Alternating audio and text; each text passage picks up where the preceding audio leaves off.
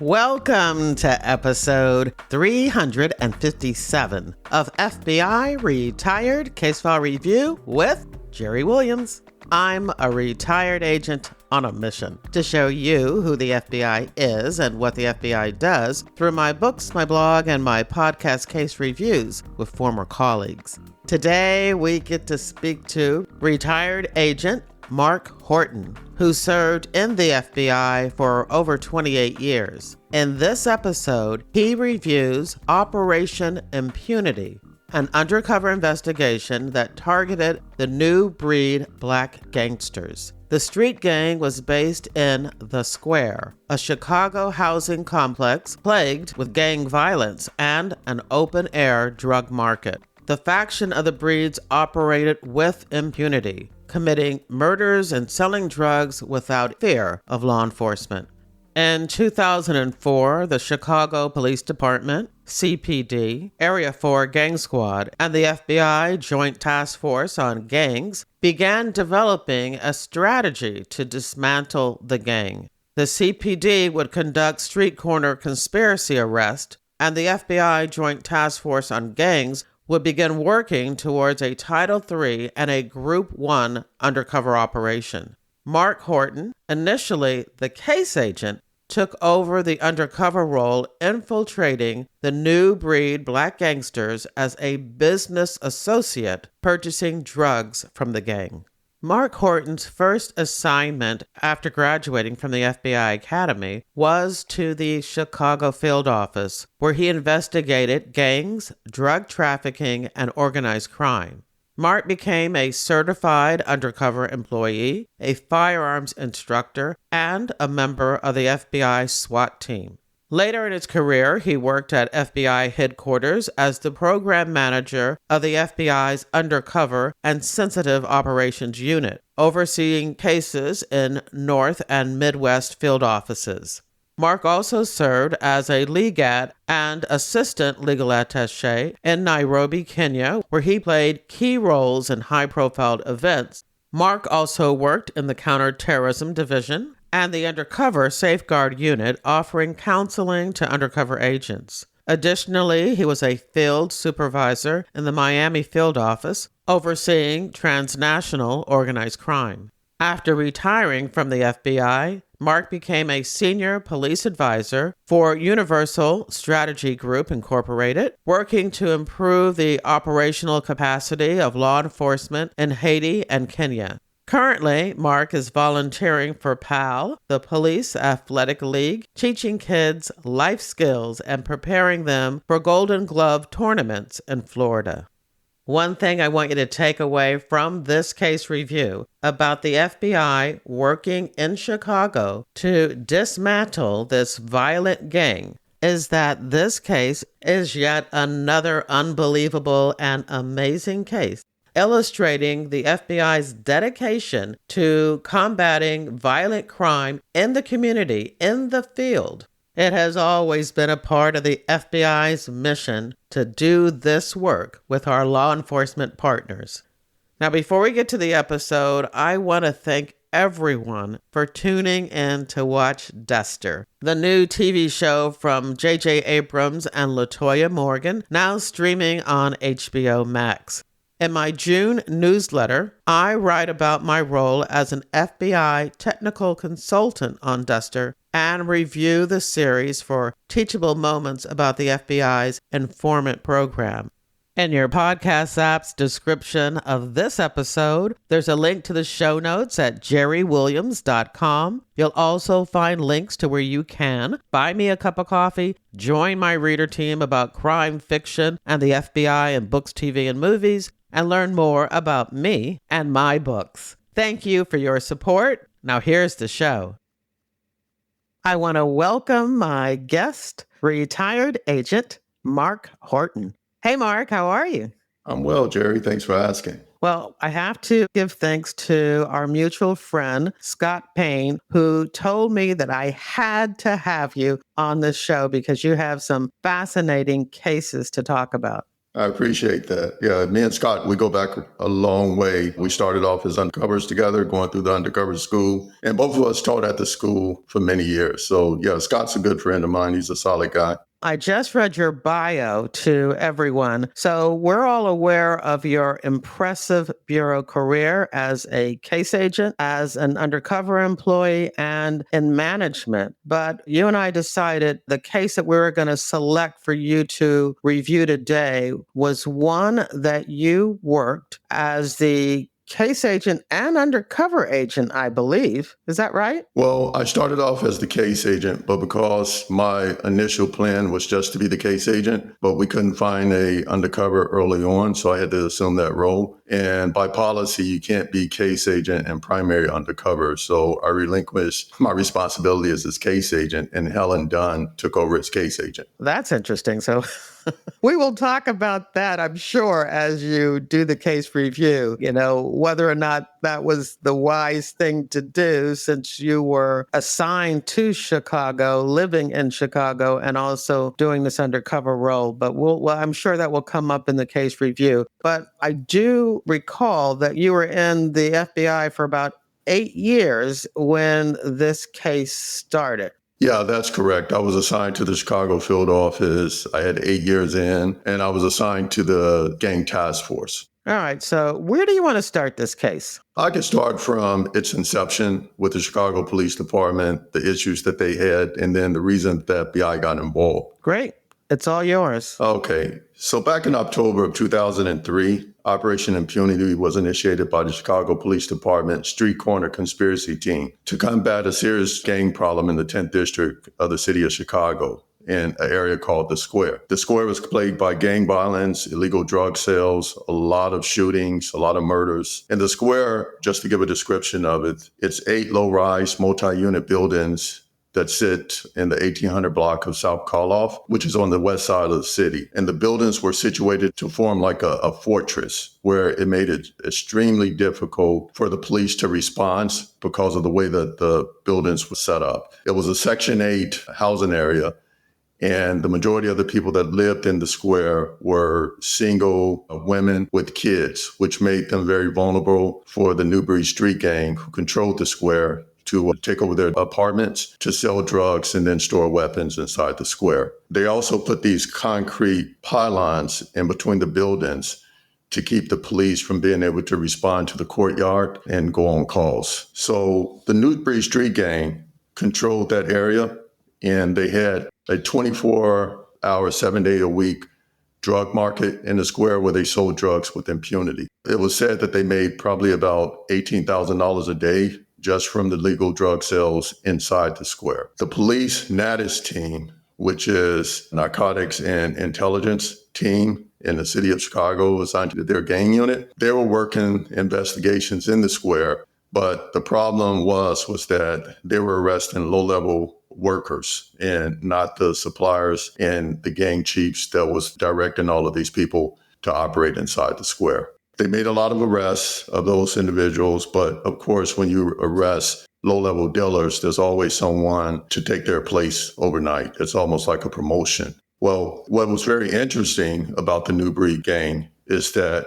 this particular set of the New Breeds was run by an entire family called the Cubbins family. And they were generational New Breeds, where what I mean is that 3 generations of family members who were part of that gang. The leader of the gang was an individual by the name of Terrell Cubbins. He controlled all the sale of crack cocaine in the square. His brother, Trevell Cubbins, controlled all the heroin. And Lavelle, who I think was a cousin, he was responsible for collection of the money and distribution of the weapons. Terrell also owned a record label where he had a group called the Brick Boys. And the Brick Boys, they basically rapped about the crimes that they were committing, selling drugs, violence, and they would distribute a lot of the CDs to the people who lived in the square as a form of intimidation because they were basically rapping about the crimes that they were committing over there. One of the main issues with the square and the level of violence was that all of this occurred right across the street from an elementary school. It was called Mason Elementary School, where kids would walk back and forth as, individuals selling drugs and using drugs to go to school every day. And that's no way for kids to have to grow up, especially in the United States or anywhere. At the beginning of the investigation, one of the uncles, Tylon, and Terrell's brother, Terrence, all of these guys, first names begin with a T, so it's kind of confusing. But he was the primary target of a gang called the Black Souls. And I'll talk about the Black Souls a little bit later. But both of these guys were shot and killed by Black Souls. And it was the third time that Tylon was shot during the course of the investigation. Terrell, who was the leader of the gang, and I'll say allegedly, because as you know, what you can prove in a court of law and what you actually know from informants and intel is two different things. So I'll use the word allegedly. Allegedly, he had an issue with his cousin, Terrence, and ended up having his cousin's mother's house firebombed over a drug debt.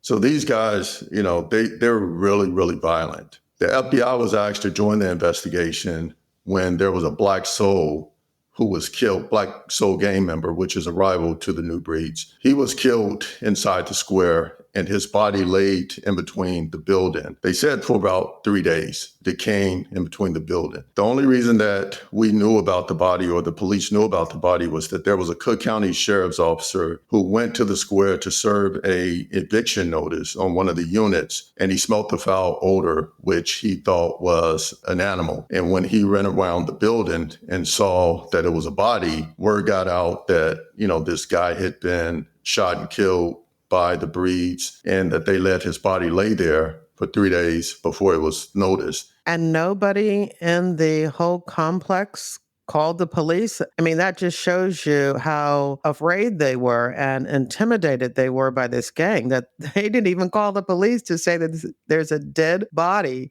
Yeah, and that's one of the issues. These guys were so ruthless and so violent that kids walk past the body every day going to school over across the street to the elementary school, and nobody bothered calling the police for fear of retribution by the Cubbins family and the New Breeds, because they knew that they would be labeled as a snitch and they'd probably be killed themselves. So, they just were quiet about the whole situation, which is just terrible way for anyone to have to live. Mayor Daley, who was the mayor of the city of Chicago at the time, he got word of it and he was livid about what he heard about. So he directed his superintendent to go all hands on working investigations over in the square. And that's when the SAC of Chicago was contacted and said, hey, we need to leverage resources from the FBI and work a joint investigation. So initially, myself, agent by the name of Helen Dunn, and a task force officers by the name of Sal Colello went and met with the Chicago Police Department's gang unit to come up with a strategy on how to address all the violence and drug selling over in the square. What we agreed upon was that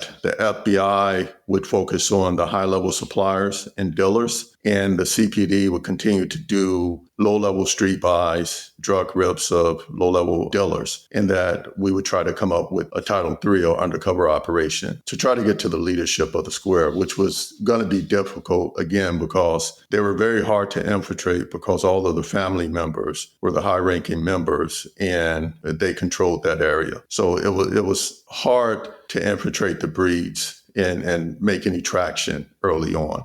CPD developed an informant who had access to the square, and they turned the informant over to us. The informant was close to the Cubbins family, but the problem was that the informant had some health issues that we felt would be liability for us to send that informant over to do any drug buys. This person had some health issues, so we decided not to use that informant. So as you know, with any investigation, especially gang cases and drug cases, informants are your lifeline and they provide actionable intelligence. So when that informant was out of the mix, we're back at stage one trying to figure out what to do. Well, we were given a gift from one of our white-collar crime squads. They had an informant who was working off some of his time for mortgage fraud. But this informant had access to the square. He knew the Cubbins family. He knew the Breeds, even though this person was in a different gang, but they were rival gangs. So We met with the informant who gave us really good information, and he or she said that they would be able to introduce an undercover to members of the Breeds. We petitioned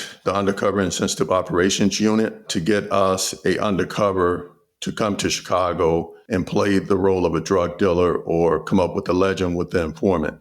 Our initial plan, because these guys were so violent, we just wanted to do a buy bust of a mid-level guy or a low-level guy and then work our way up to a mid-level gang member. But at that time, we didn't have any certified undercovers available to come to Chicago. And it's very problematic with working gangs in Chicago in itself because of the gang culture in Chicago is that if you didn't grow up around gangs, if you didn't know gang members, and have someone to vouch for you, then it could compromise your legend and then also compromise your safety. So that was another issue with bringing somebody in from the outside to do any long-term undercover operation.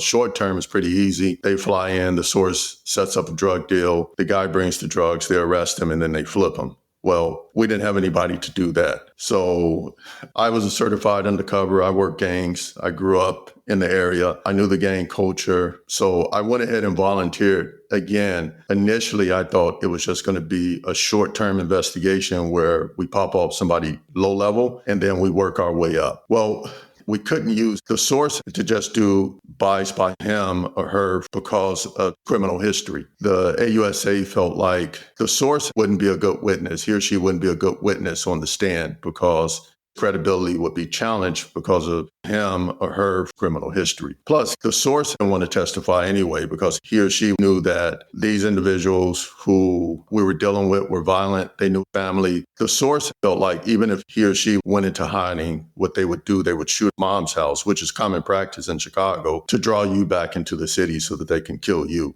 So we came up with a plan where I would be the undercover. I built a really good rapport with the source. We had a lot of things in common. What my legend was that I knew him or her from the south side of the city, and he or she was dating the cousin of someone that I was dating. So we met at a party that both of us was at. So that was our legend. And then also I was a drug dealer. Well, I was a businessman, but I sold drugs on the side. And the reason I put businessman first, I didn't want to paint myself as just being a drug dealer because that meant that drug buyer relationships, they end pretty fast. They can always go up on the price of drugs where I can't buy it, or they could just rob me, after they get tired of just selling drugs from me. So I wanted to put myself in a position where they needed me around. And because I was a businessman, I owned a cell phone company in Wisconsin, and also had access to ticket brokers that could get tickets to different sporting events, which I took these guys to like Bears games and also professional boxing matches. So they were pretty happy about that. And that kept me around a little bit longer. The other thing that I did 2 years prior, myself and Calvin Blanks, we had task force officer named Calvin Blanks. We had a case of some gangster disciples in the city, and we arrested 17 guys in that case. This particular set of the gangster disciples, real violent. They was known throughout the city for doing home invasions, kidnapping drug dealers, and also robbing gangbangers for drugs. So they had a reputation. Well, one of the leaders of the gang, when we arrested him and transported him to the office to interview him, we hit it off. We talked, exchanged stories about football because he played football. I played college football, D1. He played high school football, but because of his attitude, he didn't get a college scholarship.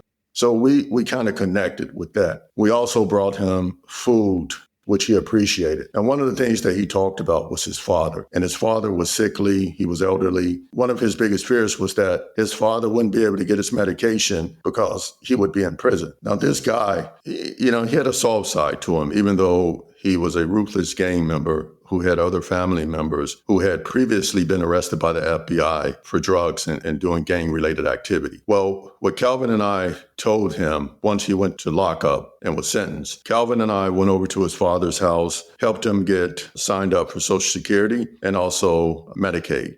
This guy found out about that, and he would actually call. We had a hello phone in the office that he would call all the time, and we would talk like 2 times a month. He was so appreciative of that. One of the things I did when I took this case, because I knew that I needed to have somebody to vouch for me beside the source, I asked him, I said, hey, I'm about to do some work, undercover work. I didn't tell him where. I said, but if anybody asks you if you know JD John, would you be willing to say yeah? And he said, absolutely. So he was willing to vouch for me, and he allowed me to throw his name up to the new breeds and tell them that I knew him. So that was one of the things that I did. One of the issues with the source, of course, is that sources, they typically don't do what you advise them to do. I kept it simple as far as our legend on how we knew each other. And so he started taking me up to a barber shop over on the west side on Madison Avenue. This barber shop, I don't know if it was owned by the Breeds or the Covens family, but I do know that the only people who went to that barber shop were New Breeds and Vice Lord gang members. So the informant started taking me to the barber shop on a regular basis, like once a week at first, where I would go there, I would drive different cars, park them in front of the shop. And I didn't ask anybody for anything because I just wanted to get a haircut and just basically kind of evaluate who was who. Who had rank, what were they doing, as far as criminal activity, and then just basically observing. There was a barber there by the name of Collins Brown, who was associate of the Newbury Street Gang. And Collins, he wasn't well respected. He was a barber. He ran the shop. He did partake in some criminal activity, but he knew everybody there. And he was one of the first people that the source introduced me to. There was a lot of guys who would come into the low-level breeds, who would come into the shop, and they would try to sell me stuff like 8 balls, which is 3.5 grams of crack cocaine user amount. And I would always tell them that I wasn't interested. I did that for probably about a month. It drove Helen Dunn, the case agent, my bosses, insane because they were like, the only thing you're doing for a month and a half has been going to the barber shop, getting a free haircut on the bureau, and gambling and all of our money.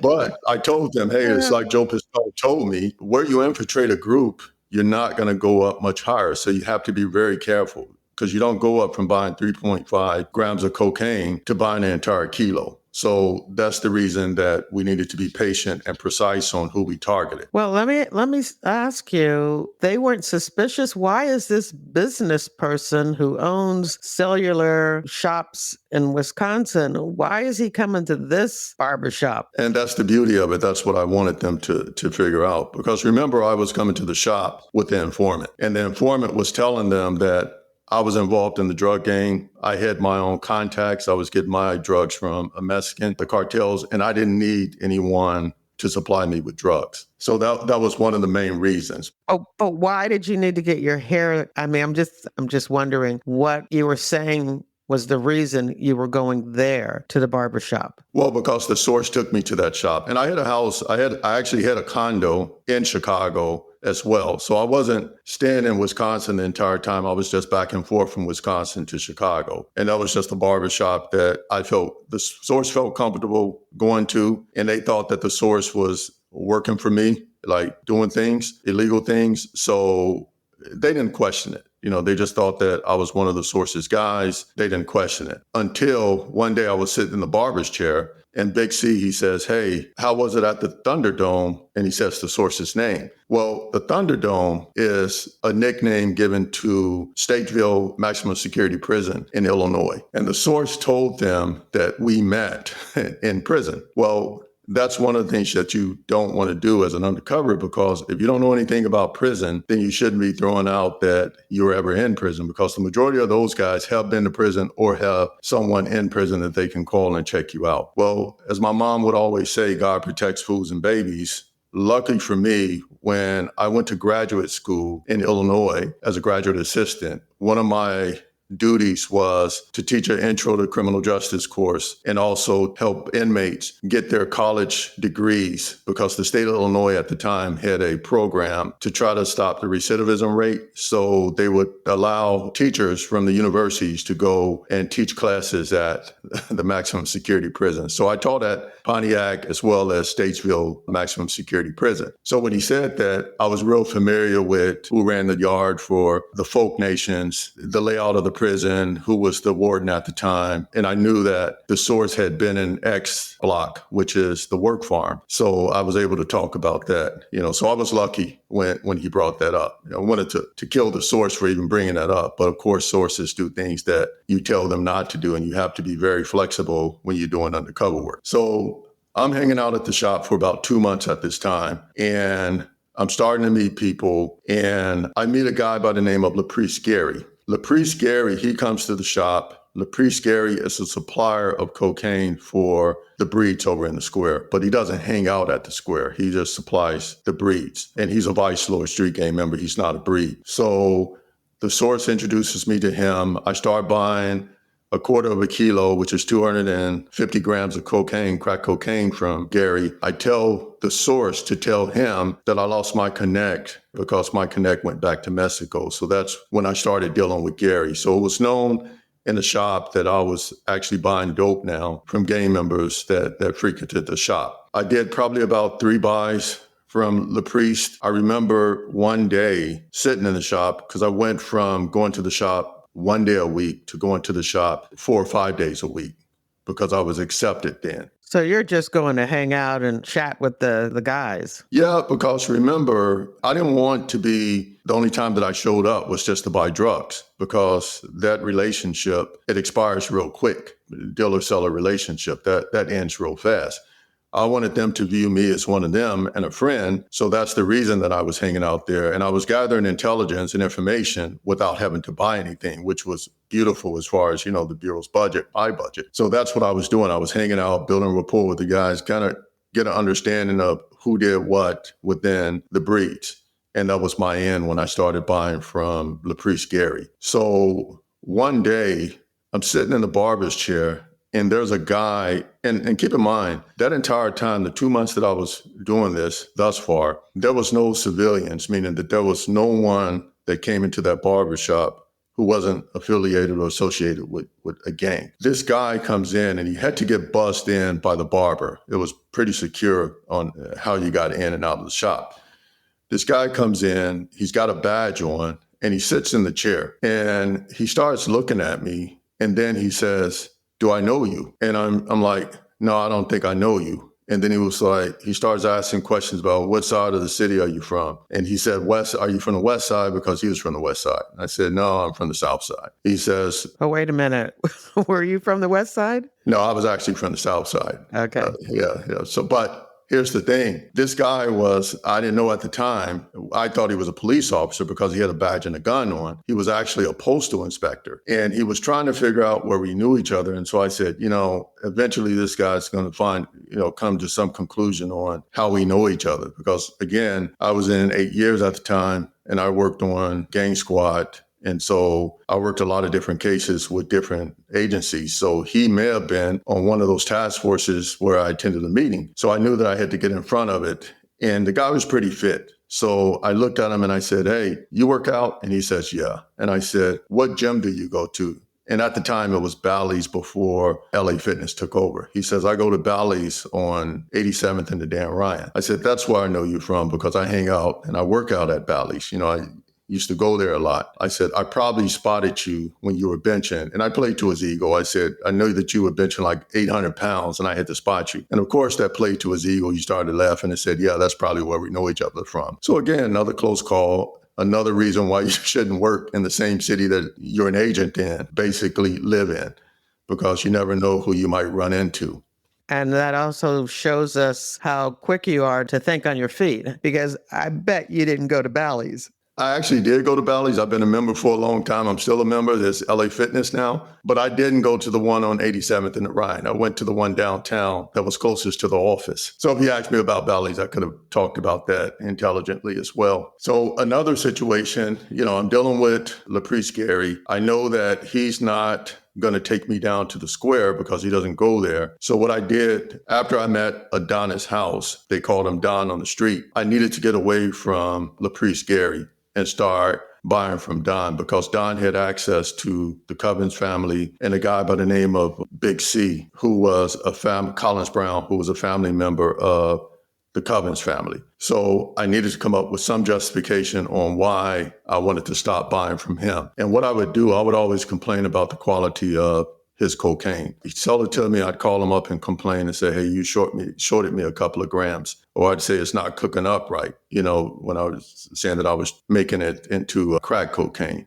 And then I told the source to tell Don that I wanted to start buying from him. So that's when I switched over and started buying from Don, which was good because Don had the ability to take me down to the square. So Don introduced me to Marcus Brown, and we all went down to the square for the first time. And I can honestly say, I've been in some bad areas, and I worked in Somalia as Ligat and also Eilat.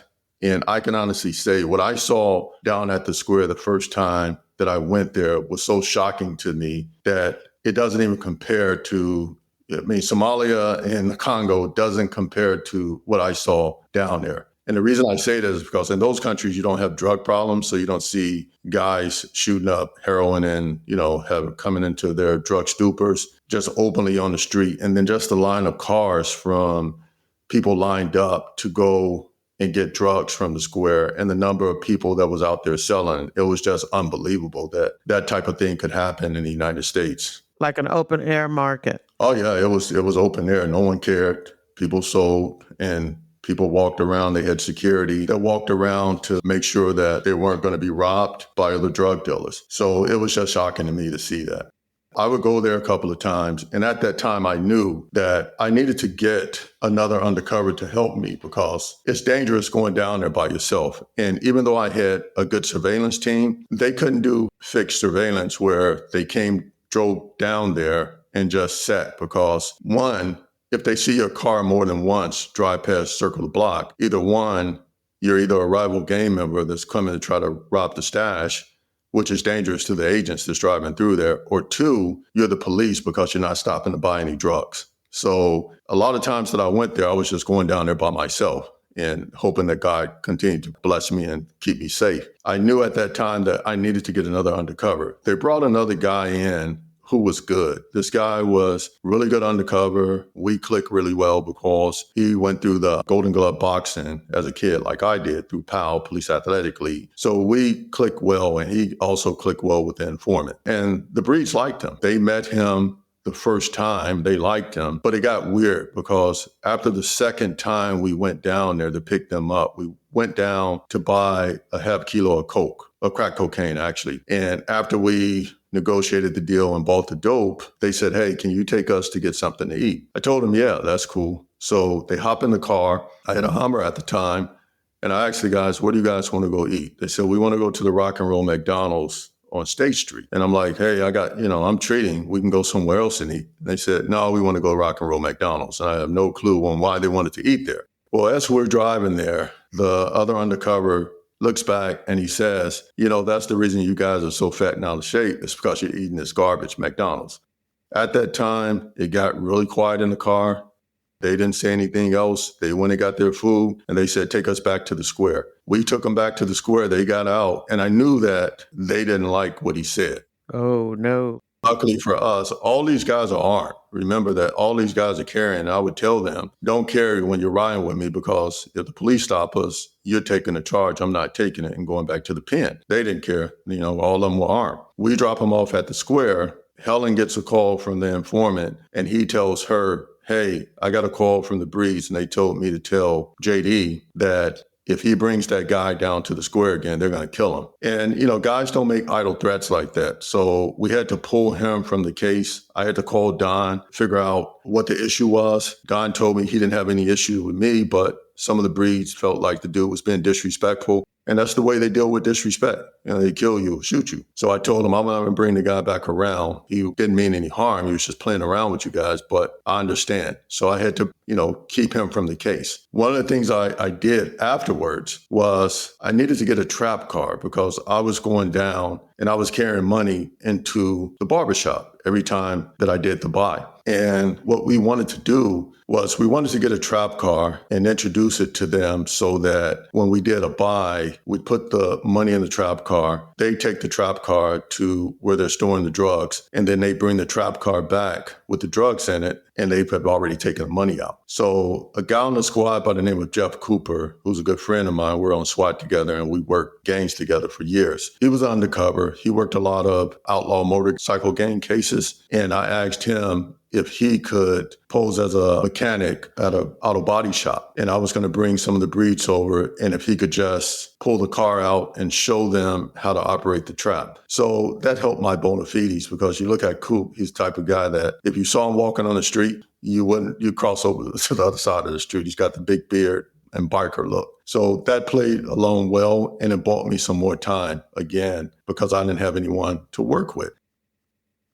I'm at the shop one day and just waiting on, I think, a couple of guys to show up just to talk to him. And Big C, Collins, he says to me, he says, hey, can you start moving Molly pills up to Wisconsin and having someone sell them for you over at the University of Wisconsin? I told him, no, I don't deal with Molly. I just deal with crack or powder. You could tell he was a little bit upset by that. And I get a call from the informant, and he tells me that Big C, Collins, was telling the breeds that he thought that I was a police officer. Now, on the street, of course, I'm just playing a bad guy. But on the street, that can cost you your life, being accused of being either a snitch or a cop. That can cost you your life. So either one, I was telling the case agent, I have to stop going to the shop, or two, I have to challenge Big C. Because if I don't challenge him, now people take that as weak, and it can cause me to get, a beat down at the barbershop or shop. I went to the barbershop and I got in his face and had a real hard conversation with him. The reason I did that, and I don't subscribe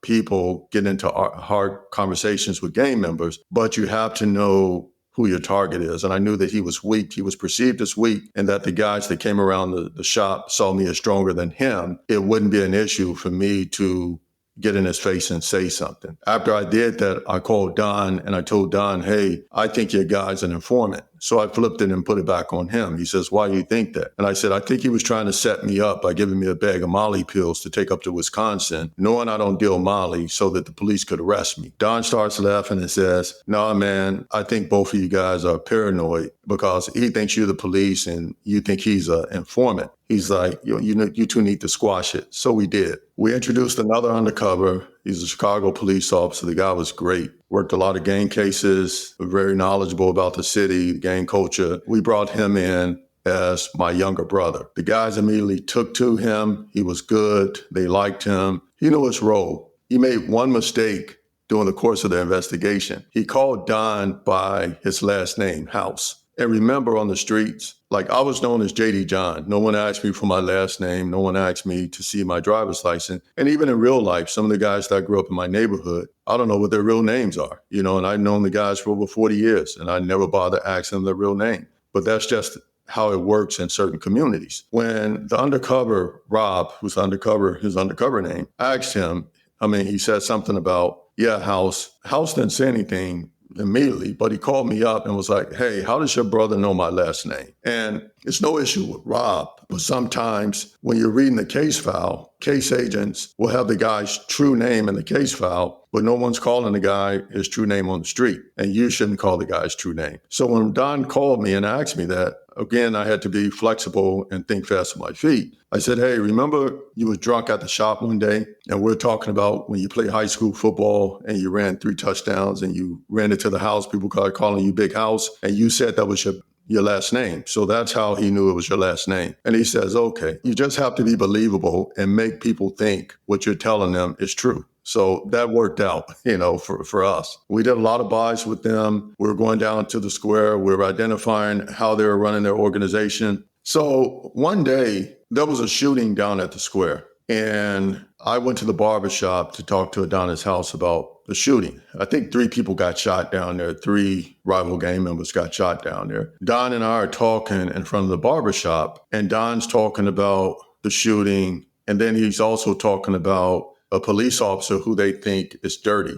And what the police would do, the natives team, they would go to the square and then they would bust some of the low-level drug dealers. And because at that time we had 5 wiretaps on various individuals that were working in the square, and we were getting information that they were stacking up weapons down there. So what the police would do, they would catch these guys and tell them, hey, we'll take the dope and we'll destroy it and let you walk loose if you give us a gun. So the guys who run in the building and give them a gun. Well, they weren't actually letting these guys walk free. They're identifying them only to be charged later. We're talking about that, Don and I. So I see this guy, he walks past me, and then he just hollers at the top of his voice, FBI, and you hear it on tape. I ignored it, but I kept looking at where he was and if he was going to stop. He kept walking, and I kept talking to Don, and Don, I don't think he heard him, and if he did, he just didn't bother looking around. And to this day, I don't know who that guy was. And I know that when the case agent reviewed the recording equipment, she saw him, she showed me a picture of him, and it was obviously that he knew me from somewhere or working for the FBI. What I think is I was on the SWAT team in Chicago, and again, being dumb, I worked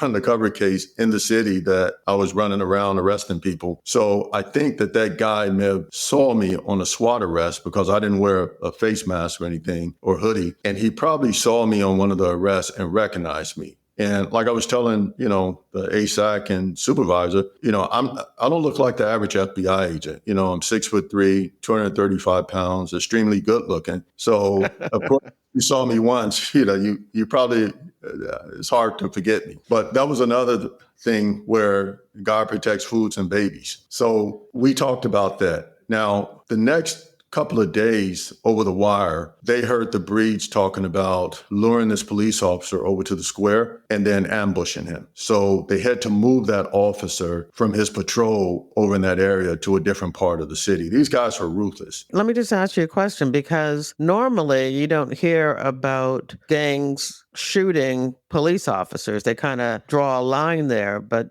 does that happen, or was that happening in Chicago? Chicago has a history. There was a guy named, I forget it, I worked with his son, Rich Peck. I think his father's name was Peck as well. The Arucan Street Gang, they ambushed him back in the 80s. The Vice Lords took an RPG and blew up a police station back in the 90s. So, yeah, and then the Latin gangs, they're always shooting at the police. So, yeah, it's very prevalent in Chicago for them to not care about whether you're law enforcement or not and get and shoot at you. So yeah, to answer your question, yeah, it happens. Not on a regular basis, but it does happen though. After that happened, it was no big deal. We kept doing business as usual. Another incident that happened, Rob and I picked a group of Breeds up and we took them out to dinner at a nice restaurant. And maybe we should have stayed at McDonald's because took these guys to a nice restaurant on Michigan Avenue. And that was a young guy. And when I say young, he's probably like in his early 20s. They call him Freddie Mo. I never met the guy. I used to see him around the square, but I never actually met him. But for some reason, he hopped in the Hummer with us to go to dinner. So it was myself, Rob,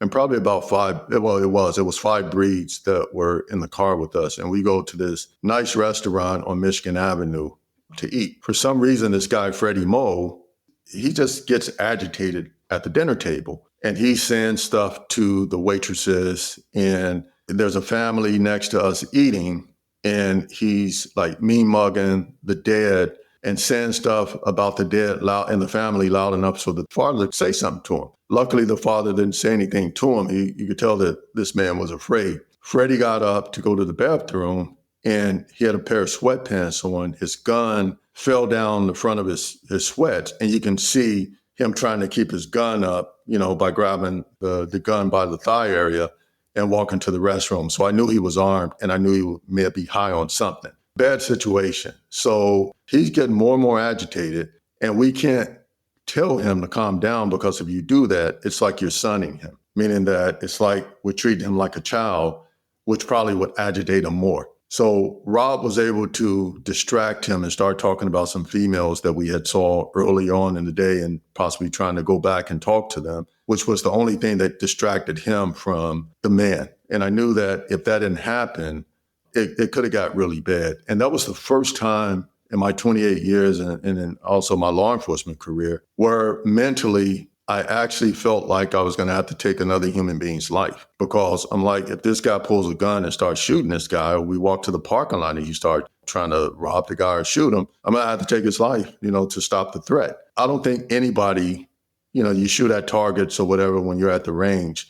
But to process that, to think about taking another human being's life, especially when you're talking to him and having a conversation and he's jovial with you, and all of a sudden you have to switch the flip process and prepare yourself that you might have to kill him. So today, when I think about that, I don't like it. It makes me feel like weird, because I knew that I was a couple of seconds from having to do that possibly. So when we leave, we go down the elevator, and then it bothered me that this guy, because I got a daughter, and she was probably about one of the little girl's ages, and I'm looking at the little girl and the fear in her eyes and the father's eyes and the mom, and I'm like, I got to go back upstairs and say something to them. So I tell the guys, hey, I'll be back. I got to go use the bathroom. I'll meet you guys at the car.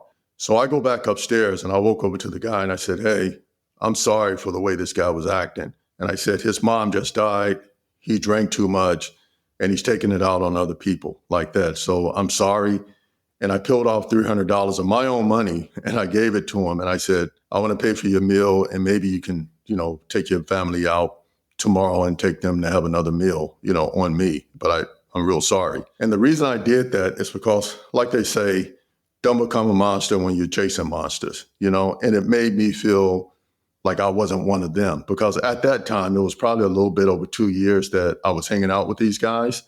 And I don't care how much backstopping you have, in order to fit in, you lose a little bit of who you truly are, because it's not normal for me to be talking about murders, to be talking reckless, abusing people, selling drugs, for the majority of my day. And then I go home and put my daughter on my lap and say, hey, baby, let's go over your ABCs. I mean, if you saw somebody that was doing that on the street, you'd think that they had some sort of bipolar issues. And I'm doing that for 2 years. So I was really happy that I was able to do it. And of course, when I went back to the office to fill out my voucher, I asked a case accountant, hey, I gave up $300 of my own money, and I explained it. He was like, well, you know what, Agent Horton? That's very sympathetic, but it wasn't in the line item budget. You got to eat it. No problem, because I know that it was my own money, and it made me feel good to this day that I did that. Wow. I had to stop you and tell you that that's probably one of the most profound explanations of what it's like to play this dual role than any other that I've heard in doing all of these interviews. I tell people as well, like I said, you become a little bit a part of who you're hanging with. Like your mom would always say, I can tell you your future by the people that you hang around. Well, I'm hanging around gangsters for 2.5 years. It's not and I don't want to talk about the surveillance or downplay their protection of me. But when I'm at a club or I'm at a fight and remember, they're at war with other gangs. So their problem is my problem now. I'm restricted now from going out with my wife in the city, because I don't know if somebody saw me with one of the breeds hanging out with them, and then all of a sudden, I'm an enemy of theirs, and then they shoot me and my wife and daughter. So, I'm isolated. Basically, my job is just hanging out with them at that point. But with that said, they're the ones that's my lifeline. They're the ones that's going to protect me, because they're armed. And if a rival comes and does anything to me, they're the ones that's going to be there. It's not the SWAT team or the surveillance team or HRT. The surveillance team and SWAT team, they're there not to save my life, but hopefully avenge my death. And that's the dilemma of working long-term cases, because you do build these relationships that you have to betray at some point. Some people say, well, they're bad guys. Yeah, but you find the goodness in everybody in order to infiltrate, because if you look at them as bad people, they're going to tell that you don't like them. So you have to find the goodness in them to make yourself available to them, where you would want to be hanging around such despicable behavior. Are you at the point in this relationship that you have with them, that you trust them, that you're no longer worried, that you're no longer fearful that they're going to do you any harm? Well, I'll get to that, and I'll tell you, a rabid dog's going to end up biting you, no matter how much you rub it and feed it. And I'll get to that point toward the end of what happened. So good question, and I'm going to get to that right now because the case is about to end. We've been under for over 2.5 years, and it's like 4 to 6 days a week. And I'm not really going into the office anymore because the office is inside the federal building, the Dirksen building, and they have federal court there. So I don't want to be seen going in and out of the office by one of these gang members. So I'm basically going from home to hanging out with these guys, going down to the barbershop and then hanging out down at the square. That's my life at that point. I'm one of them. They've got 5 wiretaps up and they're getting really good information. Where are they installed? Is it okay for you to tell us? Are they in their residences or are they in their vehicles? No, the wiretaps are on cell phones. And what's funny is, these guys were flipping phones left and right, meaning they'd use them for a while and then they get rid of them. So it's kind of hard to go up on the wire when the guys are doing that. So of course, again, with my legend, I owned the cell phone company. And I told a couple of guys, hey, look, I can get you 4 phones. You can use them, but only use them when you're talking to me and don't use them when you're talking to anyone else. And the government can't tap them because they have Wisconsin area code. So they can't tap, they can only tap phones. I made it up. They can only tap phones that have Chicago area codes. And of course, they believed it, gave them the phones, and we were able to dirty them up by making calls on them and then wiretapping all of those phones. Yeah, so they had wiretaps on, I believe, I know the Covens brothers, they had phones up on them. They had phones up on their gun suppliers. So they were getting really good information on that. Toward the end, the Breeds were about to go to war with the Black Souls. They were starting to get a lot of weapons. And they were very liberal in the state of Indiana for gun sales. What the Breeds and other gangs in Chicago would do, they would get females or they would get guys who didn't have a criminal history. They would get them an apartment in Indiana, mostly Gary. Those guys would, once they got their driver's license, they would go buy guns and then sell them to the gang members over in Chicago for 4 times the price that they were buying them from Indiana. So they intercepted a phone call of one of the suppliers, a guy by the name Randy Brewster. Randy's talking to a guy named Kevin Jackson about what they're putting out, meaning that what they're storing over in the square. And he talks about, he's got AKs brand new in the box. He's talking about a Tommy gun with a 50-barrel drum. And then he's talking about a grenade launcher, and he's pissed off because he can't find grenades for the grenade launcher. And this is the type of stuff that these guys were doing. And keep in mind that the square's probably about 4 miles from the FBI office in downtown Chicago. So if this clown was able to get grenades, think about that, the optics of that, them shooting RPGs or grenades in the square and killing people. So we knew at that point we had to get them off the street. What Helen wanted to do, because we had a dry wire, meaning that we had a lot of dirty calls on Terrell's phone where he was talking about drugs. He was talking about selling drugs and things of that nature, but we didn't catch him or intercept any drugs from him. So she wanted to do a buy of 4 kilos from him. And so at the end of the case, she asked me and Rob, hey, can you set up a drug buy with Terrell? It's like, no problem. So we set it up through Big G. And I keep forgetting the guy's first name, Big G, Marcus Brown. We set up the deal through Brown's for the 4 keys. It's 20 grand per key. That's 80,000 that we're going to bring over to the barbershop. And again, we're getting comfortable. That deal, we brokered that on a Tuesday. I told them that I was going back to Wisconsin. I'd be back on Saturday to do the deal, finalize the deal. On Thursday night, there's a brand new agent named Brooke Reardon on the wire, and she's working the 4 to 12 shift.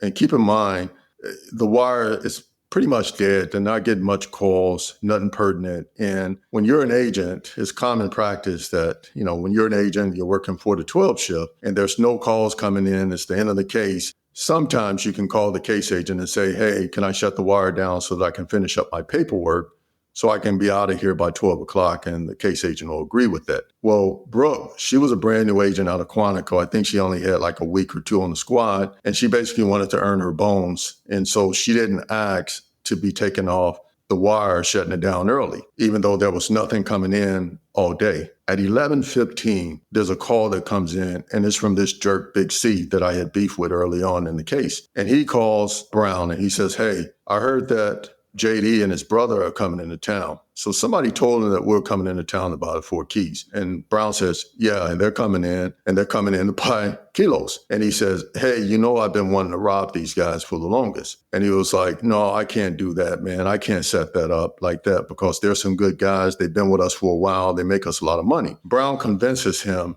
to allow them to rob us. And it's all on tape. And basically, with the robbery, they're going to kill us and then take our money inside the barbershop. And when I talk about this, I still get hair on the back of my neck, to flare up because I actually heard the call. So Brooke hears the call. She calls the case agent and she reports it. But to think about it, if she had shut that wire down, me and the other undercover went to the barbershop where we got lazy, because we started trusting these guys, which they tell you not to do. But again, when you're with a group of people for 2.5 years and they've been, basically kind of like friends, you start trusting them. And a biting dog's going to bite no matter how much you rub it and feed it. And that's what happened. They were going to rob us and kill us and take our dope money, when we went to the shop. People would ask me, "How did you feel about that?" And I tell them, well, I went through in iterations of emotion, different levels of emotion. My first emotion was, I'm still acting like a gangster. I wanted to go over to the barbershop and shoot someone. And I'm just being honest because the role you play, you're in it. And, that's what you do on the street. Then I thought, you can't do that. You're an FBI agent. Then it became like, why? Why are they doing this to me? I was good to these dudes, and now they're just going to take my life and my brother's life for $80,000. Then the realization came in. And what I tell people and submit to people is that when I talk to my daughter or my nephews or other kids at the POW, I tell them, don't sell drugs and don't get in the gang for 2 reasons. One, you're either going to go to prison if you're long enough, or 2, they're going to kill you. Well, of course, Rob and we're not going to prison because we have authority to break certain laws, through the United States Attorney's Office. So the only option in their world, which happens all the time, and you can read it in any newspaper or see it on the news, they're going to kill you. And we're in long enough where it was that time for us to go. It's like a game of tag. So, of course, we didn't do the buy. Case gets taken down. They have 68 arrests. They use 5 different SWAT teams to go down to that area. They have 15 search warrants, and they take down 68 people. And Director Mueller at the time, he wrote in a white paper that was the biggest gang undercover case that the Bureau had at the time. So after all these guys got arrested, no one talked because they were pretty disciplined about, snitching each other out. So everyone was quiet. No one said anything. AUSA said, we need to do something to break up this code of silence. So she pulled Big G, Marcus Brown, Adonis House, and I believe LaPriest out of the big conspiracy and recharged them and indicted them under separate indictment. She offered them 5 years to testify against the group, and they thumped their nose up and said they wanted to go to trial. I had to go back to Chicago because at that time I left Chicago and went to USOU to work with Dan DeSimone in the undercover unit. And I flew back to Chicago. I had to testify for about a week and a half on those 3 guys. All of them got convicted and they got over 20 years in prison. So they sent a message to the rest of the breeds, hey, the government's a little bit different than state charges because once you get indicted by the FBI, you're going to get convicted if you go to trial. You're going to serve a lot of time. So from my understanding, all of those guys pled guilty and got sentenced to prison times. And that was the case. That was the end of it. Wow. And I would hope that at least for a time, there was peace in the square, safety in the square. Does the square even still exist or did they tear it down? No, actually, they changed the ownership. They put up security measures once they moved all of those gang members out. They hired a private security firm. They did rehab the buildings. And from my understanding, I drove past there once. It was years ago. And you didn't see people hanging out and doing the things that they would do when I was going down there. And I heard that it's pretty safe. Back then, I don't know if it changed, but probably about 10 years ago, when I checked on it, it was safe. But at the time that I was working this case, it was one of the highest areas in the city for violent crime. Well, I know that the purpose of any type of gang task force is to disrupt and dismantle. And so this was definitely a very successful investigation, successful undercover operation. Yeah, I would say it was. I would say getting those guys, especially the Cubbins family, out of there because they were the ones that were causing all the problems, recruiting the breeds. Once we got them out of there, and along with a number of people, the regular citizens who were good people who just wanted to live their lives. I mean, they didn't economically, they had issues, but as far as them doing criminal activity, they were just good people trying to live their everyday lives, wanting to see their kids go to school, but it was being hindered by the violence that was going on and the control of the breeds that was operating over in the square. Well, you have given me several images that I will put in the show notes, 2 charts of the members of the gang that were arrested and convicted. And so I'll put those charts up. There's also images of some of the guns and drugs that were confiscated. And so I'll put that image up. And there's also a photo here of you with looks like Chicago police officials. Can you tell me more about the award ceremony that you're attending there? Yeah, the superintendent of police, he used to be my ASAC, and then he became a SAC out in LA, Jody Weiss. He took over to be the superintendent of police of the Chicago Police Department. And what you see is myself, Case Agent Sal Colello, we received the award, and Helen Dunn and Calvin Blanks also received the award from the Chicago Police Department, special commendation for the work that we did in the square. And we also received an award from the Chicago Crime Commission for our efforts of disbanding and disrupting the Newbury Street Gang over in the square as well. Oh, very good. Yeah, I know Jody. He was the SAC in Philadelphia, and as the media rep at that time, I was his direct report, so I know him well. Okay, yeah. Well, this has been a fascinating case review. I was mesmerized by your account. I mean, you are a great presenter, a great storyteller. And I just, kind of sat back and listened to you go through this case with just wide eyes because I could feel the danger that you were in on a regular basis. And I just don't know how you had the fortitude or the strength, the courage, to put yourself forward like that, on a regular basis for the good of the case, especially when it was not something that you had initially decided to do when you opened the case. To be honest, I didn't do it for the case or for the Bureau. I did it actually for the kids because I grew up in that type of environment. And I remember the gangster disciples trying to jump me into the gang. And I told them that I didn't want to get in. And probably about 12 of them jumped me and I still refused to get in. So I understand what kids and the pressures that they have to go through, just trying to be decent citizens, when you have people like that just torment you and torture you. So that was my initial and my only reason to put myself in. To be honest, to be willing to martyr myself, it was for those kids, because I knew that I want my daughter to grow up in a world that she doesn't have to worry about guys like that, when she's down at the restaurant or Rock and Roll McDonald's, Now, you had mentioned that you went back to headquarters and that you worked in the undercover unit. And then I also know that you spent time in the safeguard unit. Could you talk a little bit about those programs and how important they are for undercover employees in the field? I think it's essential that they have both. So the undercover unit, when Joe Pistone was doing undercover work back in the day, they didn't have undercover unit. They didn't have training. They didn't have a safeguard unit. And basically him and guys like Mark D'Attilio and Steve Band, a number of the other guys, they was just axed because of their ability to go work the streets, to go out and do undercover work. And some of those guys came back with major issues, So after that big case that Joe did, that's when they initiated the undercover program. Actually, Joe Pistone and Steve Band started the undercover program and the training and the safeguard program. Could you explain major issues?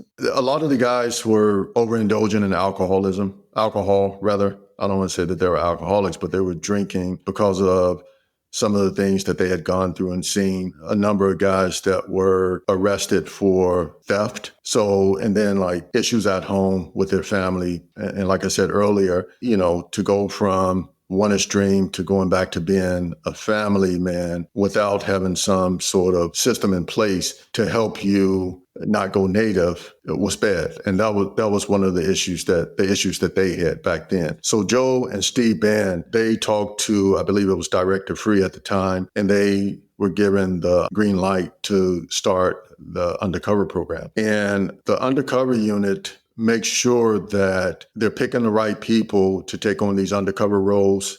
You have to be certified through the undercover school. And during my time of participating in the undercover school, there was always a 25% failure rate. And no matter what different changes that they put in for the school, there was always still a 25% to 30% failure rate because it's a hard school to go through, and it's nothing physical, it's more mental, and the true person comes out because of the methods that they use taking you through the school. So your true personality comes out, and it's not a game. It's not acting, it's not, you don't get any mulligans when you're out there doing undercover work, no timeouts. So they do a real thorough job screening the people who they're going to allow to do undercover work. And it's a small number of people in the Bureau that actually certify because a lot of people don't want to do it. And then the people who think they can do it, they get weeded out for one reason or another. They started that. And it's a way of being able to have what's called CUROC, Criminal Undercover Review Board, where they make sure that the operation is being handled correctly, following DOJ policy, Attorney General guidelines, FBI policy, and federal and state law. That's from the undercover program. That was one of the things that we did. From the safeguard program, we look at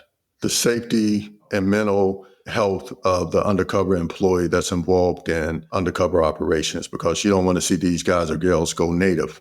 And you want to make sure that they're operating safely and that they don't have any issues that they've developed by working in these environments. So we would see undercover agents, they come in and meet with a counselor, and then they take psychological tests and meet with a psychologist to make sure that they were all right. And that sounds like that program has been very successful, because I haven't heard of any agents going off the rails anytime that I'm aware of. No, I think that they catch it early on when they start seeing the red flags. The Bureau's pretty good about pulling them. They're not going to compromise the safety or mental well-being of an undercover agent just to see a case go forward. So they're pretty good about catching the red flags. And it's systems of checks and balances. It's not just the undercover program. I mean, you have DADs or above, or section chiefs or above, and also DOJ attorneys who review all the undercover cases to make sure that they're being done correctly.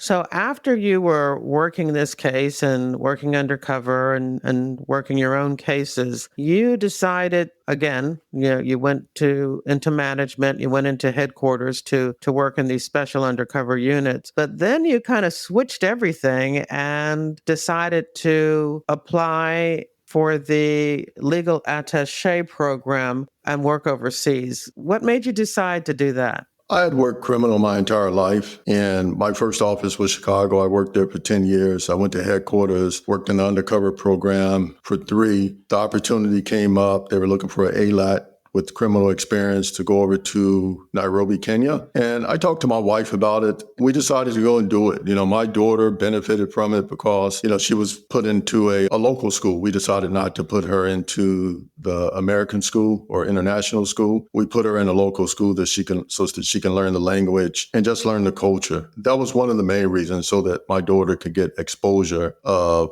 different people, different religions, different cultures from outside of the U.S. And plus, the work was extremely good. At that time, we were working Somali pirates. I worked the Captain Phillips. I was the on-scene commander until my boss came back, the LEGAT. So I was able to do that. I worked that case. I worked bombings. I worked in Somalia. We traveled 8 countries. So, that type of experience you can't get domestically. And I'm really big into trying to understand what makes people tick, as far as criminals. So I actually got to talk to guys that were in Al-Qaeda, guys that were Al-Shabaab, and just hold a conversation with them just to figure out what drove them to the mindset that they have. It was great. I mean, the people were nice. The Kenyans were great. The partners in the embassy, outside the embassy, were great. I learned a lot, and we worked good cases with international partners overseas. So I'm very happy and blessed to have had that opportunity to do that. And I did it twice because I went back in 20 as the legat. But you ended your career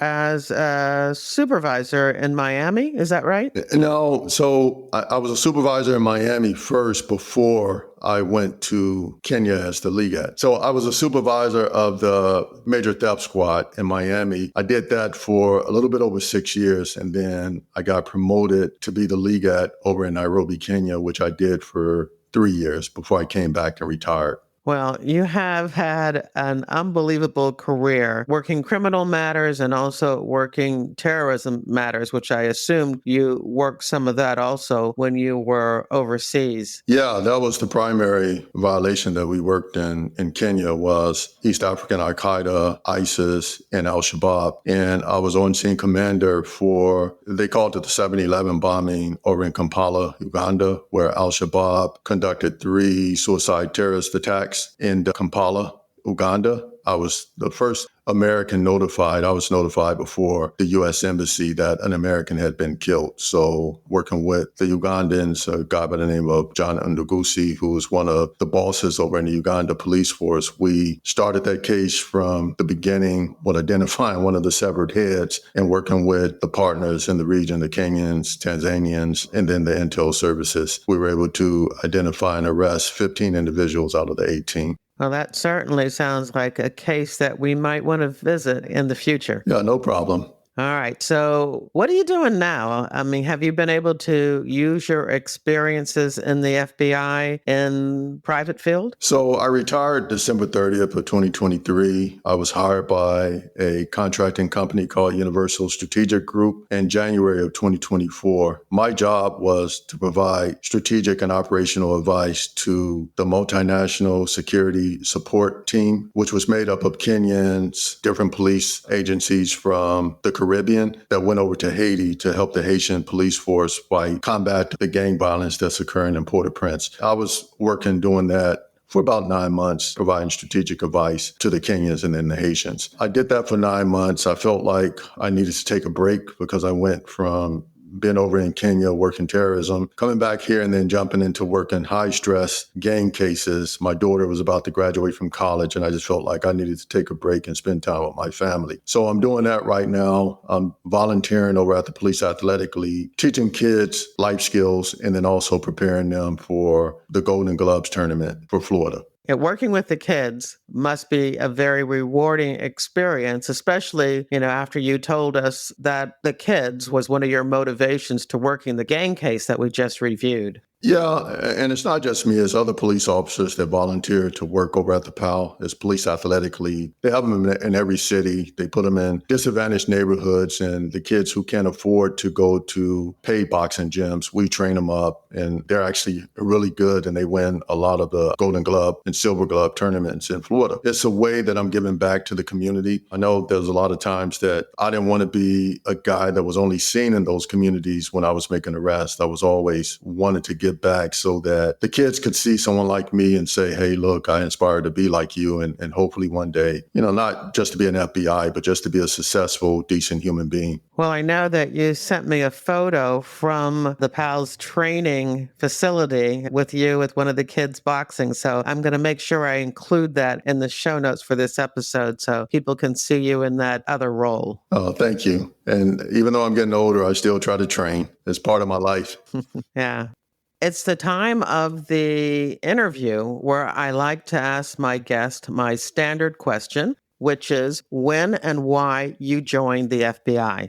The reason I joined the FBI, I remember in my entire life, the area that I grew up in was always controlled by gangs, particularly one street gang called the P-Stones or El Rucan Street Gang. You had supervisors from Chicago talk about the El Rucan Street Gang. They were very violent. They had connections to Libya, and they were plotting to do a terrorist attack in the United States. So this gang controlled the area that I lived in. I remember one day coming home from college, and my father, who never misses a day at work, was looking out the window, and I went and asked him why hadn't he left for work. He says, well, look out the window, and we see all these FBI guys in rain jackets, about to raid one of their houses across the street from our house, because they were doing a raid of all the El Rukns throughout the entire North Midwest. And this house that was in front of my father's house was raided as well. So they arrested those guys, took them out the house. And I remember going back to college and telling guys, hey, man, I remember all my life that the El Rukns was the baddest guys in the neighborhood. And it wasn't. It was actually those FBI agents. Now, what's funny is, fast forward, when I was about to go to Kenya my first time, I had to meet with the director, and he delegated it to the deputy director for my last interview before they picked me to go over to Kenya. I interviewed with Deputy Director Pistol, and he asked me the same question. I told him that story, and he looked at me and says, he describes the neighborhood. He asked me where I grew up. I told him. He described the neighborhood, and he says, he was assigned to, I believe, the Indianapolis field office, and their SWAT team was asked by Chicago to help out with the arrest. And that house was one of the houses that he was at doing that arrest. And he told me, he says, you probably were looking at me that morning. So I know it's just life, the entire circle at that point. So that's the reason I wanted to join the Bureau. I ended up linking up with a guy by the name of Kevin Illia and Marilyn Williams. Kevin was an agent in Chicago. Once I got my graduate degree, I got a job in D.C. as a police officer. He put me in touch with Marilyn Williams, and Marilyn helped me through the process. And here I am, 28 years of having my dream job. I'm retired now. Well, I like to give my guest the last word. This has been a fascinating case review. What would you like to say to sum it all up? I like to say that in 28 years of being an FBI agent, I never felt like I actually went to work any of those days, because it was always something different. I got to live in some of the countries that I would only think about like vacationing in. And I got to work with like very good people